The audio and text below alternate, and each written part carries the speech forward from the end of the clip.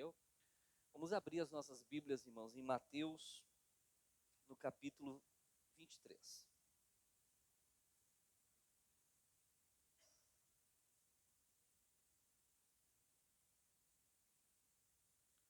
Mateus 23, versículo 37.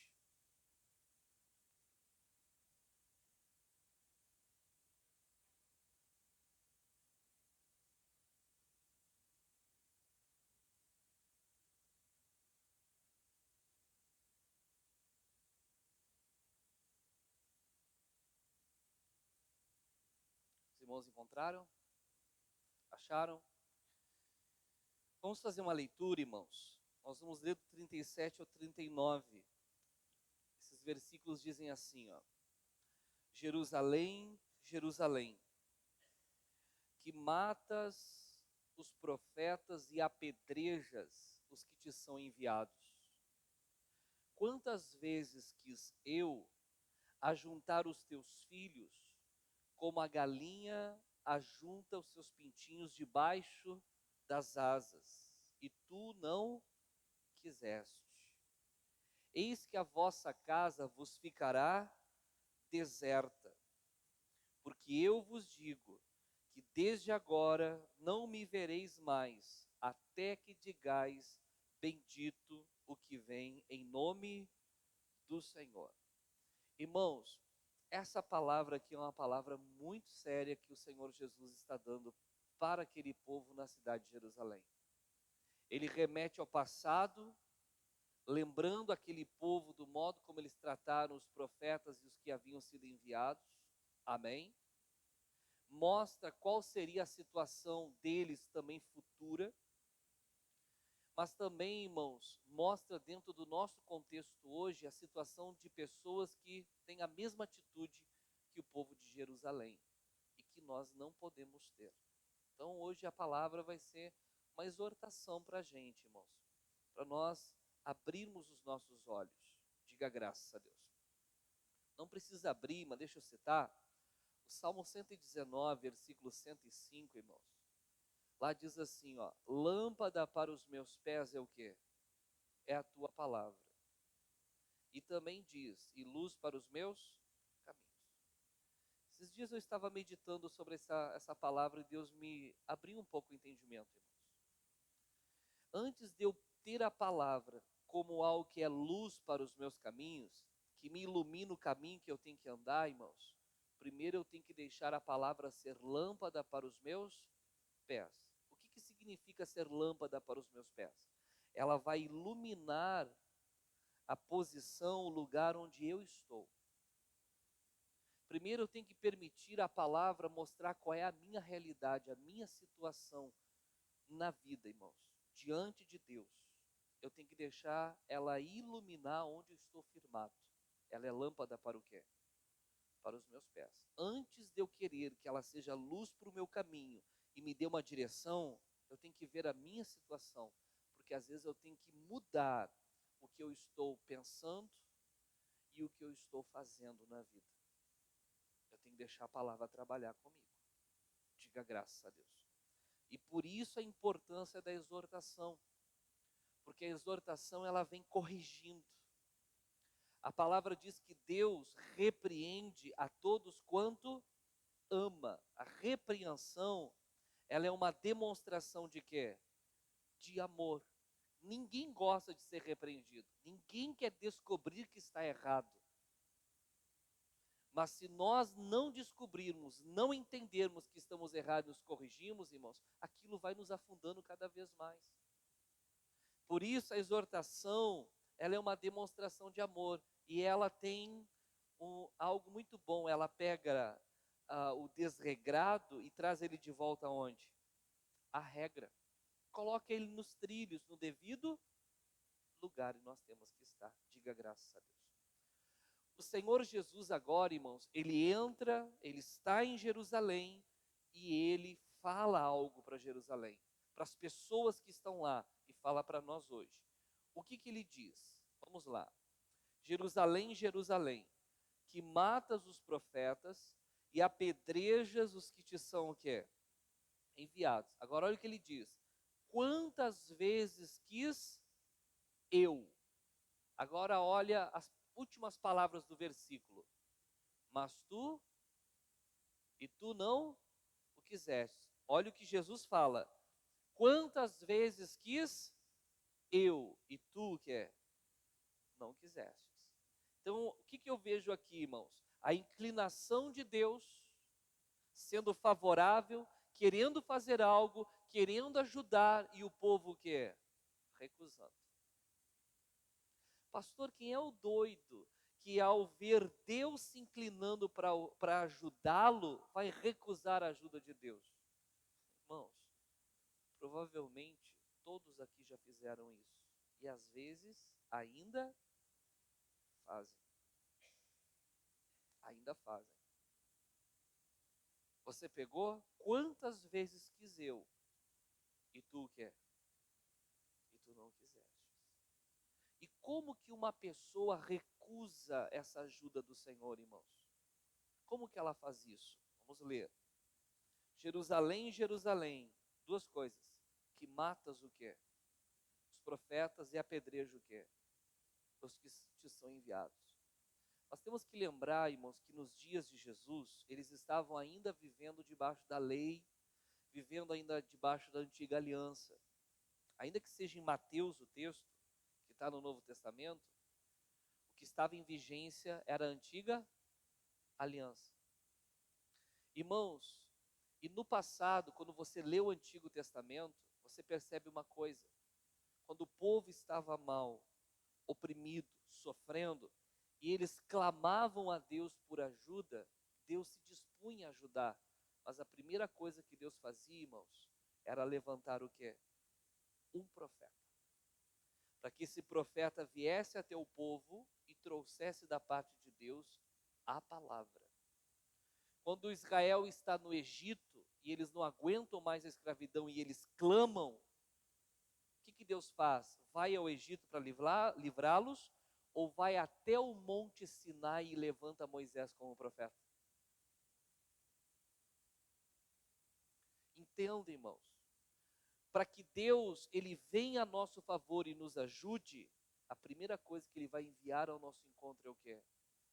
É o profeta. Pastor, qual profeta? E aqui nós temos que entender uma coisa. No Antigo Testamento, irmãos, Deus enviava o quê? O profeta. Hoje, Deus nos envia o quê? A palavra. Hebreus capítulo 1, versículo 1 diz: havendo Deus antigamente falado aos pais de muitas maneiras pelos profetas, a nós, nos últimos dias, falou-nos pelo Filho, pela palavra. O profeta, irmãos, ele tinha consigo uma palavra da parte de Deus. O profeta não falava o que ele queria. O profeta não criava a mensagem. Ele não ficava olhando as pessoas, o que elas faziam, e ia lá depois e dava uma ralhada com eles. Não. O profeta recebia de Deus. Deus emitia a mensagem e o profeta vinha e transmitia a mensagem, entregava o recado. E o que o profeta falava vinha do coração de quem, irmãos? De Deus. O que o profeta falava era um diagnóstico da situação do povo, mas quem deu aquele diagnóstico não foi um outro ser humano, mas aquele que entra nos nossos corações, que sonda os nossos corações e que conhece o mais íntimo do nosso ser, irmãos. O profeta vinha e trazia para fora, como diz lá em 1 Coríntios capítulo 14, versículo 24 e 25. Através daquela profecia, ele revelava segredos do quê? Do coração. Não é interessante que às vezes quando você senta aí, e o pastor vai pregando e ele começa, parece que colocou você num canto, excluiu todas as outras pessoas e começa a falar tudo o que está acontecendo na sua vida e de coisas que você só tem no seu interior, que você nunca falou para ninguém? Porque a palavra de Deus, quando ela vem de forma inspirada, ela é capaz de revelar segredos do coração. Quando a palavra está sendo pregada, está sendo exposto aqui o coração de todos. Só que tem um detalhe, né, irmãos? só você sabe que está sendo exposto o que tem dentro de você. Os outros não sabem, porque Deus está expondo o coração deles também. Então, o que Deus fazia? Deus queria ajudar o povo? Queria. Então, Deus enviava o quê? O profeta. Hoje, Deus envia o quê? A palavra. E a palavra fala, irmãos. E você sabe que ela fala. Você vem no culto e você sabe que Deus fala com você. Mas o que Jerusalém começou a fazer com aqueles profetas, irmãos? Começou a matar. Começou a matar. E quantas pessoas, irmãos, estão matando a palavra? Não estão o quê? Recebendo a palavra no coração. Jesus, ele conta a parábola do semeador e ele fala de 4 tipos de solos em que a semente, que é a palavra, é semeada. O primeiro solo, a Bíblia diz que a semente é lançada, mas vêm as aves do céu e o quê? E comem, porque a palavra o quê? Não penetrou o solo, ela fica superficial. Vem a ave do céu e o quê? Arrebata, come. Quantas pessoas não estão permitindo a palavra de Deus entrar? Sabem que aquilo que está sendo falado é a verdade. Sabem que precisam se consertar de algo que Deus está mostrando que está errado e ter uma atitude correta. Mas o que fazem, irmãos? Fecham o quê? O coração. A palavra não entra. Eles matam aquele profeta. Matam aquela palavra. E aquela palavra não opera. Muitas vezes Deus vem a nosso favor, como diz, quantas vezes quis eu, mas vós o quê? Mas não quisestes. Fechamos o coração. Estão entendendo? E aquela palavra era tudo que nós precisávamos ouvir. Segundo, irmãos, que matas os profetas e apedreja os que te são o quê? Enviados. A palavra enviados aqui é da palavra grega apóstolos. Deus nos dá profetas e Deus nos dá o quê? Apóstolo. Apóstolo é alguém enviado. A palavra de Deus nos é enviada, irmãos. E qual é o propósito dela nos ser enviada? O Salmo 107, versículo 20 diz assim, ó: e enviou a sua palavra e os sarou e os livrou da sua destruição. Quando a palavra de Deus nos é dada, ela tem um propósito, irmãos, de nos tirar daquilo que está nos levando a perecer e nos colocar no lugar de vitória. Mas e se nós resolvemos, irmãos, matar o profeta ou apedrejar a palavra que é enviada? Será que você já não apedrejou a palavra, irmãos? Não, pastor, eu nunca peguei pedra e joguei na Bíblia. Então deixa eu explicar para vocês o que é apedrejar a palavra. Um exemplo. Você veio no culto, o pastor Anderson pregou a palavra, expôs, explicou, aí você sai do culto comentando, não concordo com essa palavra. Não é bem assim. Quem esse guri pensa, eu gosto da parte do guri, né, gente? Amém? Quem esse guri pensa que é para falar isso? Tem idade para ser meu filho, para ser meu neto? Eu não concordo com o que ele falou. O que essa pessoa está fazendo? Está apedrejando, tacando pedra no que eu falei. Só que a pessoa não se deu conta de uma coisa: a palavra não é minha. Não é em mim que ela está tirando pedras. Eu sou apenas o que transmite o que me foi emitido. Eu transmito o quê? A palavra, o recado. Será que você já não tacou pedra na palavra alguma vez? Possivelmente, né? Sim ou não? Mas nós temos que estar com o coração aberto para toda a palavra de Deus. Toda, toda, toda. Não só aquela que é aveludada aos nossos ouvidos, irmãos, mas a toda. Amém, irmãos? Você está percebendo como pode Deus querer ajudar e a pessoa rejeitar? Pensemos. Será que já em algum momento da vida rejeitamos a ajuda de Deus? Quem já rejeitou? Eu já. Não tem vergonha de falar, irmãos. Na ignorância da gente, a gente o quê? Errou. Mas e depois que a pessoa conhece a Deus? Será que ela pode rejeitar e apedrejar, irmãos? Vamos parar para pensar. Nos dias de Jesus, quem era o povo de Deus? Não era a nação de Israel? Qual era a capital de Israel? Jerusalém. Qual era a maior cidade daqueles dias? Jerusalém. Aonde estava habitando a maior parte dos judeus que tinham a aliança com Deus? E quando Jesus fala Jerusalém, Jerusalém, ele está se referindo aos muros e às casas ou os habitantes?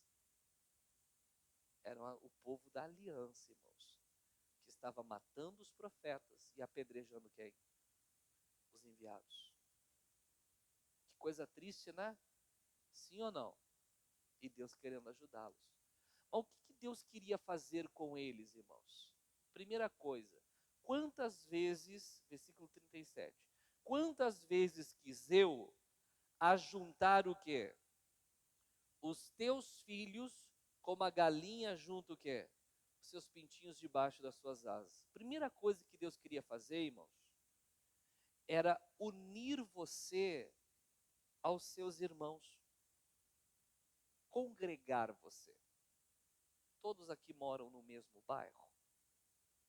Todos aqui moram na mesma cidade? Não. Quem é de Torres? Passo de Torres. São João do Sul? É? Quem é de outra cidade ainda?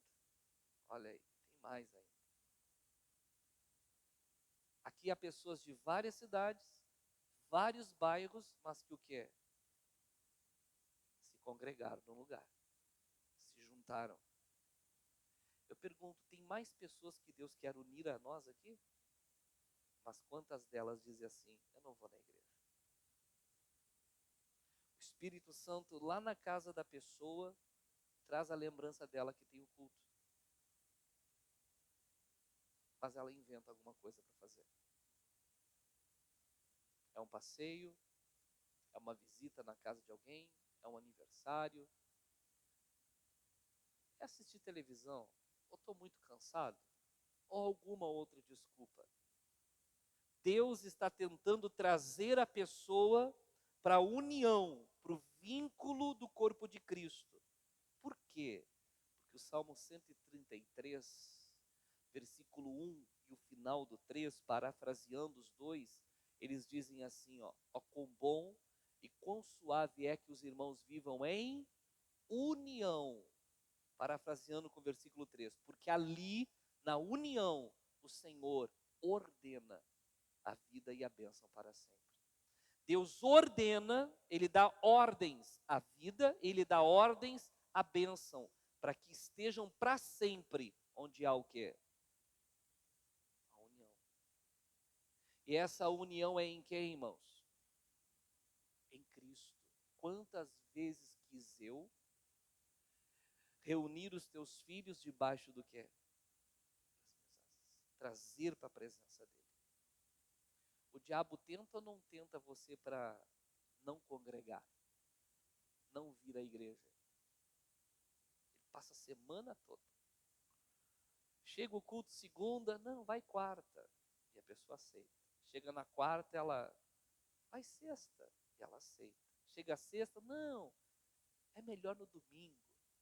Chega o domingo, diga uma pessoa do lado, ainda bem que você veio. Diga uma pessoa do lado, mas foi tentado a não vir, né?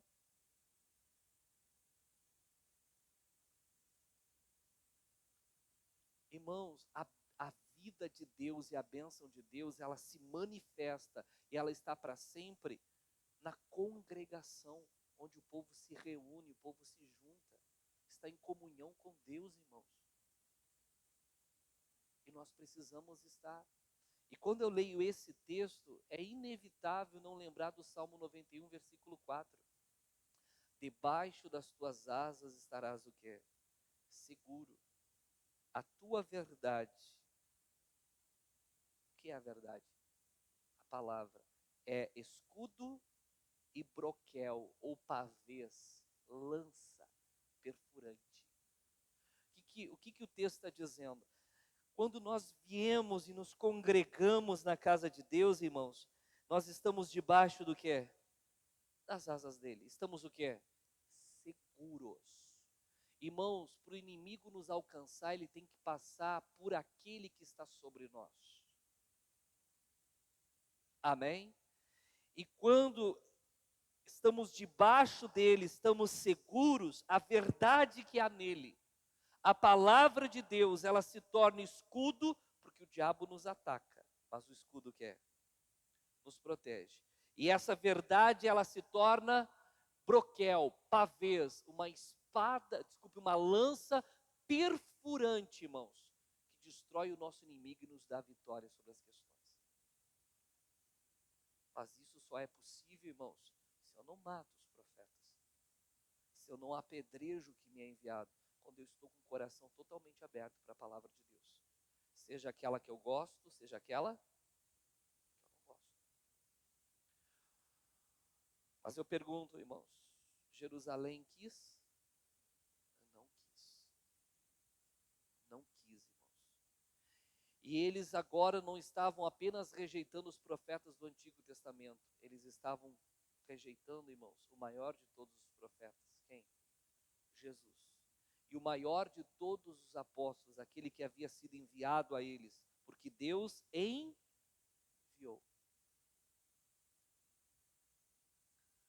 Em João capítulo 1, versículo 11 diz: veio para o que era seu e os seus não receberam. Eles não apenas estavam rejeitando os profetas da antiga aliança, como estavam rejeitando o maior dos profetas e o maior dos apóstolos. E Jesus libera sobre eles uma profecia, que ela vale para nós, em certo sentido, se nós também rejeitarmos hoje toda a palavra que vem até nós. Olha o versículo 38. Olha o que Jesus fala para eles. Eis que a vossa casa vos ficará o quê? Deserta. Primeiro, a interpretação do texto de forma literal. Aonde ficava o templo? Em Jerusalém. O único lugar na terra onde ficava o templo do Senhor? Jerusalém. Dentro do templo tinha duas repartições, o Santo dos Santos e o santo lugar onde ficava a presença de quem? A presença de Deus ficava permanentemente lá. Mas Deus está dizendo que porque Jerusalém rejeitou a palavra, os profetas, e os que forem enviados, aquela casa ficaria como? O que acontece, irmãos, cerca de 40 e poucos anos depois da morte de Cristo?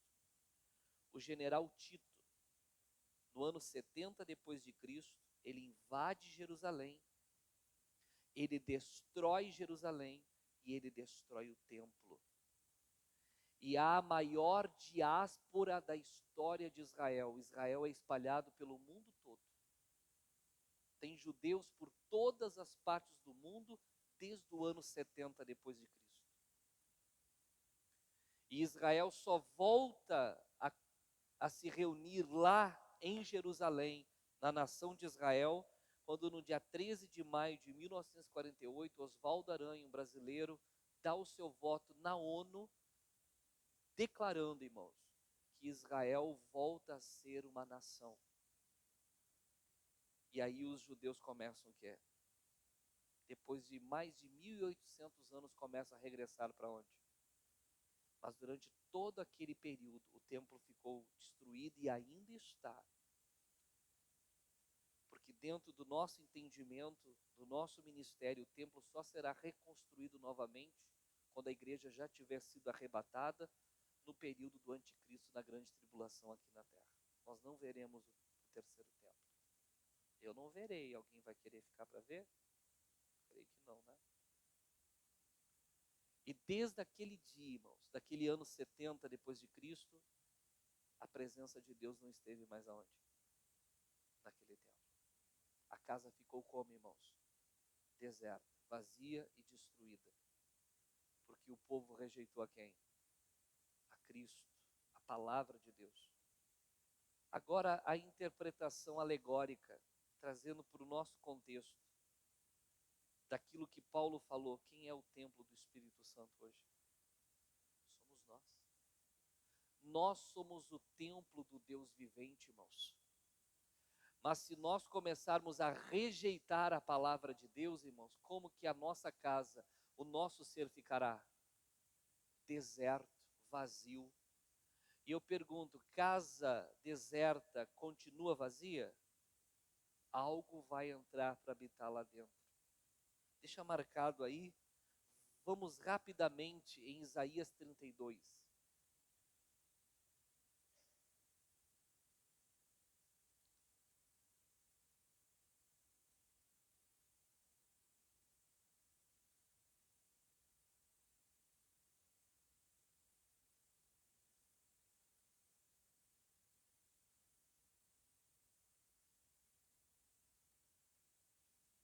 Aqui é uma profecia, irmãos. E ela diz respeito a isso que estamos falando.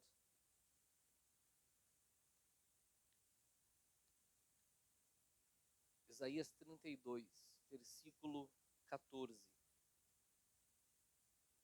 Diz assim, ó: porque o palácio será o quê?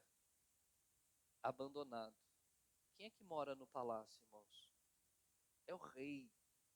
E Cristo é o quê, irmãos? O rei dos reis. E qual é o palácio dele? Somos nós. Porque o palácio será abandonado, o ruído da cidade cessará, o feu e as torres da guarda servirão de cavernas eternamente, para a alegria dos jumentos monteses e para a pasto dos gados, ou seja, os animais vão tomar conta de tudo. O que é isso daqui, irmãos? Quando nós ficamos vazios de Deus, irmãos, o grande rei já não habita mais no nosso coração, porque nós rejeitamos a sua palavra. Tem gente que é assim, não, Jesus pode habitar no meu coração, eu só não quero esse negócio, tem que estar obedecendo a Bíblia. Irmãos, você não consegue separar os dois, eles são a mesma pessoa. Jesus é o verbo que se fez carne e habitou entre os homens. Amém? E quando a casa está vazia, irmãos, coisas vão entrar lá dentro e aquela casa vai ser depenada. Até quando, pastor? Versículo 15. Até que se derrame sobre nós o Espírito lá do alto. E então o deserto, o vazio, a sequidão se tornará em um campo fértil. Você sabe o que é um campo fértil? Qualquer semente que você planta, ela cresce, ela produz.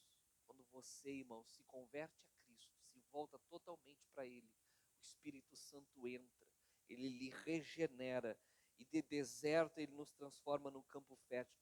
Toda palavra que nos é dada é uma semente, e ela tem o poder de produzir na nossa vida 30, 60 e 100 por um. Nos tornamos produtivos. E o campo fértil será reputado por um bosque. Diga glória a Deus. Voltando lá para Mateus capítulo 23, versículo 38.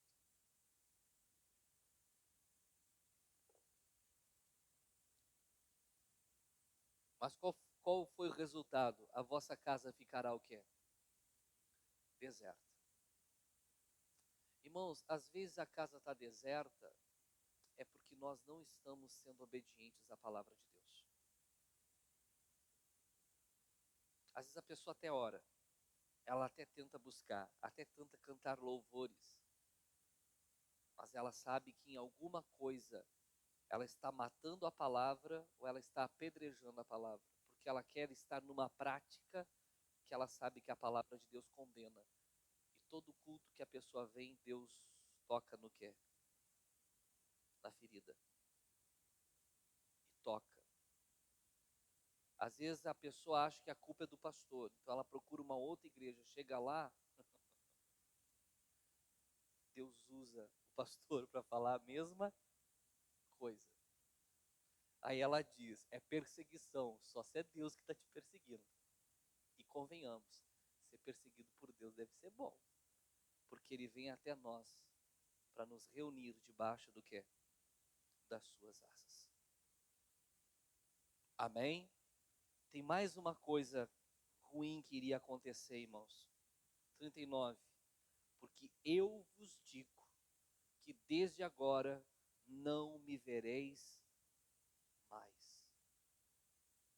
Terrível, irmãos. Como que nós não vamos ver o Senhor, irmãos? A questão é, o que significa ver o Senhor? Mateus 5,8, bem-aventurados limpos de coração, porque eles verão. O que é ver o Senhor? Ah, pastor, lá na eternidade, no céu, sim, lá nós o veremos. E a Bíblia diz que nós o conheceremos, como dele somos o quê? Conhecidos. Mas só que nós podemos ver Deus aqui nessa terra, irmãos. Quando nós vemos a intervenção de Deus com o seu poder nas situações da nossa vida, nos tirando de problemas e nos abrindo portas e nos dando vitórias, estamos vendo Deus operar. Mas o que Jesus está dizendo? Porque você mata a palavra, apedreja a palavra, rejeita a palavra, você ficará deserto, vazio, e você não me verá mais. Desculpe eu repetir o que eu tenho falado nos últimos cultos, mas você lembra como era a sua vida antes de conhecer a Cristo? Era isso daqui. Vazio e não viu o agir de Deus. Mas esse povo, irmãos, não era o povo da aliança? Não era o povo que viu Deus operar obras fantásticas? Como pode, irmãos, depois de nós nos levantarmos, sermos renovados, transformados, cairmos de novo? Se você caiu, vamos o quê? Se caímos, vamos o quê? Vamos acordar, vamos nos arrepender. Vamos fazer como diz no versículo 22, 39. Porque eu vos digo, desde agora que não me vereis mais, até que, esse até que está demonstrando um período de tempo. Até que digais, bendito que vem em nome. Eu pergunto, quem tem o controle deste até que? Somos nós. Depende da nossa iniciativa, da nossa atitude, da nossa correspondência ao que Deus está falando. Até que digais. E o que eu tenho que dizer, irmãos? Bendito que vem em nome do Senhor. Até que eu aprenda a receber aquilo que vem em nome do Senhor. Até que eu aprenda a ter o meu coração escancarado para toda a palavra que Deus me dá, gostando eu ou não, me sendo aveludado ou não, sendo a palavra de consolação, de edificação ou a de exortação. Coração aberto, Deus fala porque eu quero ouvir. Fala porque eu quero a sua palavra no meu coração. Toda palavra, o meu coração está o quê? Aberto. Toda palavra que Deus quer me dar, que está nas Escrituras, é bendita, é bem-vinda na minha vida. Ah, meu irmão, aí sim, Ele vai nos ajuntar debaixo das suas asas. Estaremos seguros, venceremos os problemas que o mal nos levanta, teremos a vitória, a nossa casa estará cheia do Espírito de Deus e veremos o Senhor, irmãos, dia a dia, operando nas nossas vidas, até porque Ele disse, eis que estarei convosco. Até quando? Todos os dias até a consumação dos séculos. O que é a consumação dos séculos para mim e para você? Até o último dia das nossas vidas, irmãos. Vocês entenderam a mensagem? Eu pergunto, irmãos, você tem ouvido a palavra? O que você tem feito com ela? Quando nós ouvimos a mensagem e nós não aceitamos, é como se nós pegássemos Cristo e crucificássemos Ele, matamos Ele.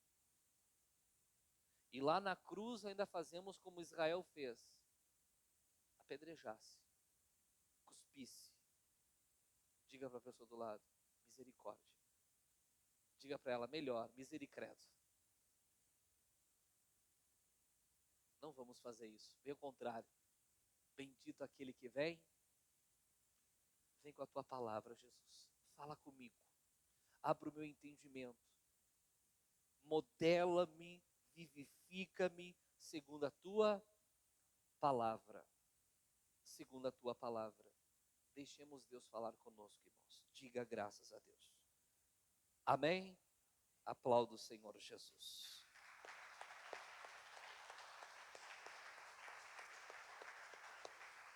Vamos ficar de pé?